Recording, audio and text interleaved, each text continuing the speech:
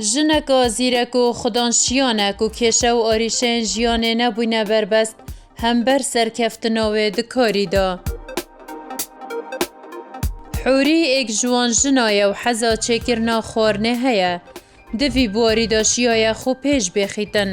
Ji karkirina li mal, beref xwaringeheka taybet ku li nav bazarê kevnê zaxû da bi xwe vekiriye. Hûrî behsa çawaniya karê xwe yê rojane diketin.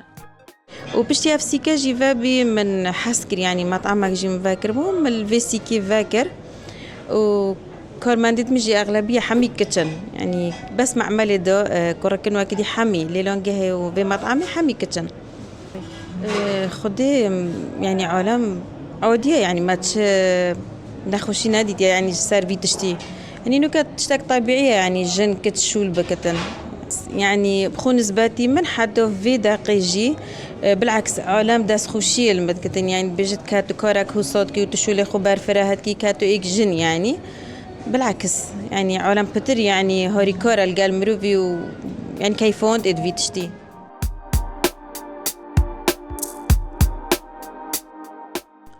Digel berdewambûna Hûriyê li ser karê wê û pitir pêşvebirina evî karî, ew şiyaya çendîn kiç û jinan nebtinê ji bajêrê Zaxo, belkû ji Rojavayê Kurdistanê jî li dev xwe bidete karî.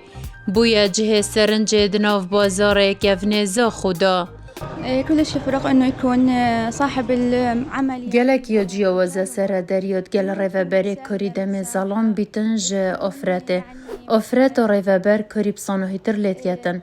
Piştevaniya mirovî diketin di karî da. Belê demê rêveber zalan bîtin kiç şerm jê diket û peywendiya wê digel daya sinûrdar e. Belê digel rêveberê ofret serederî ya bê sinûr e. Ev rûlvêrê peywendiya xatin Hûriyê digel me gelek ya can e. Ew nebtinê rêveber e, belkî wekî hevalekê ye, deykekê ye, xîşkekê ye bû me. Xatên Hûrî nêzîktirîn hevala bû min. شيء ما اروح على الغريب راح اروح على اقرب الناس اللي هي خاتين Hin çend dem ji mêra li vêrê kar dikin? ام ساعت هشت سحاري حتى سي نيفرو الفيري كارتكن Serederiya xudana kariyan bijîn rêvebera evê xaringehê digel hewe da çawa ye? قالك خوش ابو ام قالك قال مرتاحن يعني تو حسابنا كانه فيري انه خدان الفيري قال مروفي انه ناخذ قالك خدان هنا انه ما ظنت كن وصلت شرم قال وباخذ تجواتر بس ابيك جارنا وصايا انه قالك ام مرتاحن قال Tu her xelka Zaxoyî? ناس خلك روش افامي Wek Hûriyê daya diyarkirin, dabûnerît û mal û komelga nebûne rêgir hemberî karkirina wê ji dervey mal. Ber û va jî bûne fakterek ku bigehî te hîviya xwe û xaringeheka taybet bi xwe ve hebîtin. Ku di vê xaringehê jî da rêbû çendîn kiçên dî jî vekiriye kar bikin.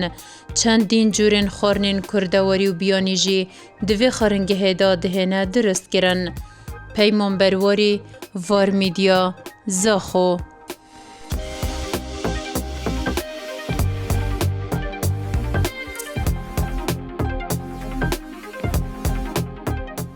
دماغيك آخفتن يا واريا